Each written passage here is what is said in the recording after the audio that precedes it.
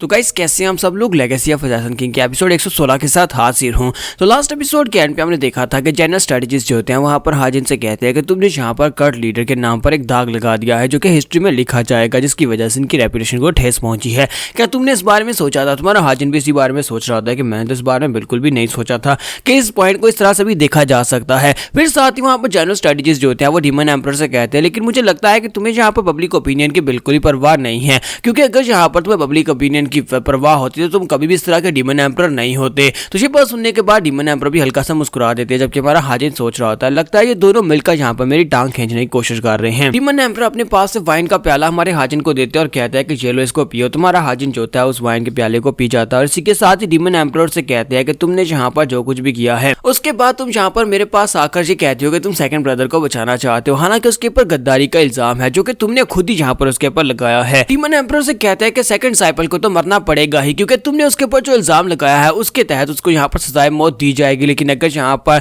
तुम चाहते हो कि वो जिंदा रहे तो फिर तुम्हें वो इल्जाम अपने सर पर लेना पड़ेगा, यानी कि मैं यहाँ पर सभी के सामने ये अनाउंस करूंगा कि तुमने गलत इल्जाम लगाया था और इसका मतलब यह है कि तुम्हें सजाए मौत मिलेगी। अब मुझे बताओ कि तुम यहाँ पर क्या चाहते हो? तो हाजिन कहता है कि मैं ऐसा बिल्कुल भी नहीं चाहता कि मुझे यहाँ पर मारा दिया जाए, यानी कि मैं मरना तो बिल्कुल भी नहीं चाहता। तो वो से कहते तो फिर तुम्हारे पास और कोई रास्ता नहीं है, तुम्हें यहाँ पर सेकंड ब्रदर को ही मरवाना पड़ेगा। तुम्हारा हाजिन इसी के साथ अपना प्याला वहीं पर रख देता और कहता है कि मैं जहाँ पर पीनल्लाह अल मास्टर की तरफ जाऊंगा, मैं उससे जाकर मदद लेने वाला हूँ। तो वो उसे कहता है कि इस बात का क्या मतलब है तुम उसके पास जाकर मदद लेने वाले हो? आखिर उसका इस सब से क्या ताल्लुक है? तुम्हारा हाजिन उसे कहता है कि मेरे पास एक आइडिया है, क्योंकि पीनल्लाह अल मास्टर जो है जब मैंने पहली बार मिला था उन्होंने यहाँ पर एक फेस डिमोन्स्ट्रेशन टेक्निक को यूज किया था। वो अपने फेस को चेंज कर सकते हैं, अगर वो अपने फेस को चेंज कर सकते हैं तो मैं उनकी मदद लेकर किसी दूसरे कैदी को सेकंड का फेस देकर उसे सजाए मौत दिलवा सकता हूँ और उसके बाद सेकंड जो है वो आजाद हो जाएगा, उसका फेस चेंज करके उसे यहाँ पर एक अलग पोजीशन दी जा सकती है। अपने वादे को पूरा कर लूंगा। तो डीमन एम्परर से कहते हैं तो क्या तुम यहाँ पर ह्यूमनली डीमन डिवाइन कर्ल को दोबारा से यहाँ पर धोखा देना चाहते हो, उस लड़के का चेहरा तब्दील करवाकर?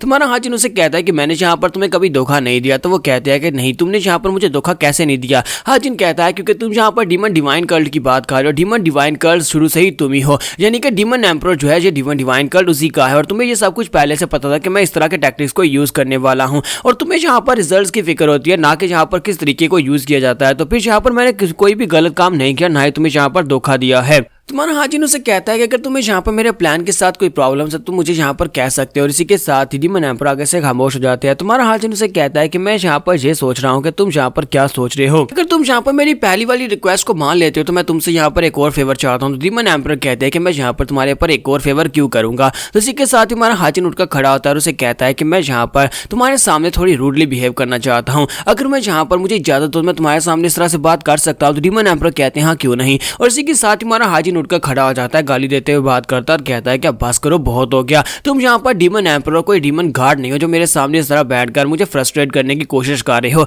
तुम यहाँ पर जानबूझकर आर्ग्यू कर रहे हो जबकि तुम्हें अच्छी तरह से पता है कि यहाँ पर इसका एंड रिजल्ट क्या निकलने वाला है। अगर तुम्हें यहाँ पर मेरी बात को मानना है तो या मेरी बात को मान लो, अगर नहीं मानना तो फिर मेरी बात को यहीं पर रद्द कर दो, लेकिन इस तरह मेरे जज्बात के साथ यहाँ पे मेरे साथ खेलने की जरूरत नहीं है। ये सुनने के बाद तो सबसे पहले जनरल स्ट्रेटजिस्ट को झटका लगता है कि ये बेवकूफ यहाँ पर कर क्या रहा है, ये डीमन एम्परर से इस तरह से बात कर रहा है। तो डीमन एम्परर उसकी सारी बात सुनने के बाद बिल्कुल शांत होते हैं, फिर साथ उसे कहते हैं तुम ये चाहते हो कि मैं तुम्हारे साथ यहाँ पर डायरेक्टली बात करूँ? तो हाजिन कहता है हाँ क्यों नहीं, जैसे कि तुम हमेशा बात करते हो। उसी के साथ ही डीमन एम्परर से कहते हैं अच्छा ठीक है, चलो फिर ठीक है, मैं यहाँ पर तुम्हारे सामने बात करता हूँ। और साथ ही उसे कहते हैं कि अगर मैं तुम्हें ये बताऊँ कि मैं यहाँ पर तुमसे इस तरह के सवाल क्यों करता हूँ, मैं यहाँ पर अजीब सी बातें करनी क्यों शुरू कर दी, और मैं यहाँ पर पहले डायरेक्टली बात किया करता था लेकिन अब मैं काफी ज्यादा बदल गया हूँ, तो मैं यहाँ पर सच बताऊंगा कि ये सब कुछ तुम्हारी वजह से हुआ है। तुमने यहाँ पर मुझे काफी ज्यादा बदल दिया है, तुम्हारी वजह से मैं चेंज हो गया हूँ। हमारे जैसा डिमोनिक मार्शल आर्टिस्ट मैंने आज तक अपने कल्ट के अंदर नहीं देखा जो कि यहाँ पर डिमोनिक भी है और उतना ही राइटियस भी है। ऐसा डिमोनिक कल्टिवेटर मैंने आज तक अपनी जिंदगी में नहीं देखा।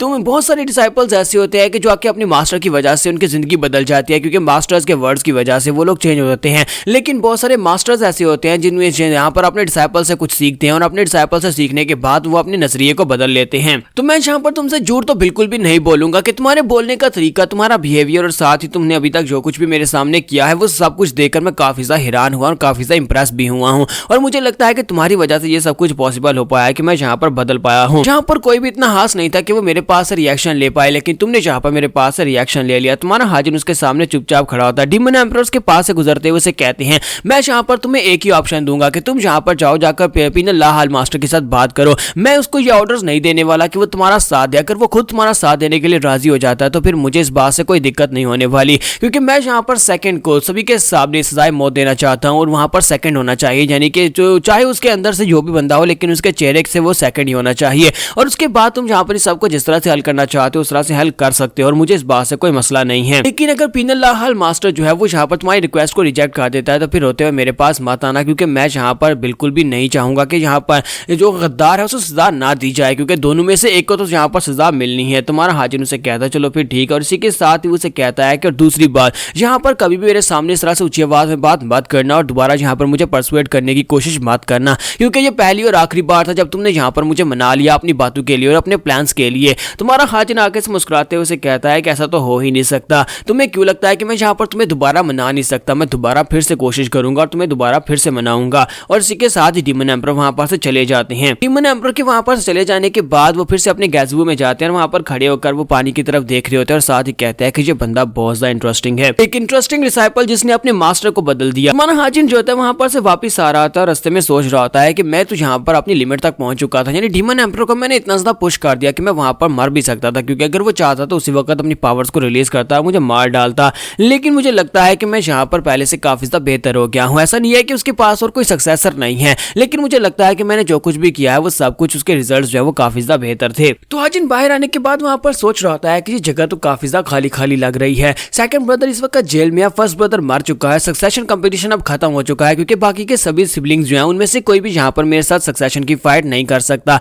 और मुझे लगता है कि मैं यहाँ पर अगला सक्सेसर बनने वाला हूँ, लेकिन मुझे यहाँ पर अपने अंदर कुछ खालीपन सा महसूस हो रहा है। मुझे नहीं पता कि ये फीलिंग क्यों आ रही है। और इसी के साथ ही पीनल लाहल मास्टर वहां पर आते हैं और उसे कहता है कि यंग मास्टर कैसे हो तुम? तुम्हारा हाजिन उसे कहता है कि पीनल लाहल मास्टर आप यहाँ पर क्या कर रहे हैं? तो वो कहता है कि मैं यहाँ पर तुम्हारे साथ ही बात करने के लिए आने वाला था। तुम्हारा हाजिन उसे कहता है कि मैं भी तो तुम्हारे पास ही आने वाला था, मुझे तुमसे एक जरूरी काम था, इसी वजह से मैं तुमसे मिलने के लिए आने वाला था, लेकिन देखो तो जरा यहाँ पर तुम खुद ही मुझसे मिलने के लिए आ गए। तो पीनल लाहल मास्टर उसे कहते हैं कि मुझे नहीं लगता कि तुम यहाँ पर मेरे इतने ज्यादा करीबी हो कि हम दोनों को यहाँ पर ऐसे मिलना चाहिए, इसलिए मुझे लगता है कि तुम यहाँ पर ऑफिशियल बिजनेस से मुझसे मिलना चाहते होगे। तुम्हारा हाजिन उसे कहता है हाँ क्यों नहीं, क्या हम लोग यहाँ पर किसी प्राइवेट जगह के ऊपर जा सकते हैं, वहाँ पर बैठकर बात कर सकते हैं? तो वो कहता है हाँ क्यों नहीं। और इसी के साथ ही उसे कहता है कि मेरे साथ आओ, आज यहाँ पर मैं तुम्हें लेकर जाता हूँ एक स्पेशल जगह के ऊपर, वहाँ पर ड्रिंक्स के लिए तुम पैसे दोगे। पीनल लाहल मास्टर जो होते हैं हाजिन को अपने साथ लेकर कल्ट से बाहर की तरफ चल पड़ते हैं। जबकि इसी के साथ ही नेक्स्ट सीन हमारी घर का दिखाया जाता है, जहाँ पर अंगवा खाना बना रही होती है और आइस पैलेस मास्टर रिन उसके पास होती है और उसे कहती है कि तुम यहाँ पर इतना सारा खाना क्यों बना रही हो, जबकि डॉक्टर्स ने कहा था